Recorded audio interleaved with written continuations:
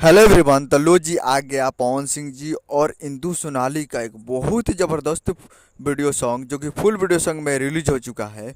और इसे लिखे हैं चंदन यदुवंशी जी और इसमें म्यूजिक दिए हैं छोटू रावत जी और इसे गाई है इंदु सोनाली जी, जो कि आपको स्क्रीन के ऊपर दिखाई दे रहा है। जिस सॉन्ग का टाइटल रखा गया है नाक से हटा के नथुनिया, जिसका टाइटल है नाक से हटा के नथुनिया, जो कि फुल वीडियो सॉन्ग में रिलीज हो चुका है। और फिट में पवन सिंह जी है, पावर स्टार पवन सिंह जी। और ये फुल वीडियो सॉन्ग आ चुका है और आज video song release in on 10 तारीख को सुबह 6:30 AM पे, यानी आज 10 तारीख को सुबह 6:30 AM पे सुबह सुबह रिलीज हो चुका है 6:30 AM पे।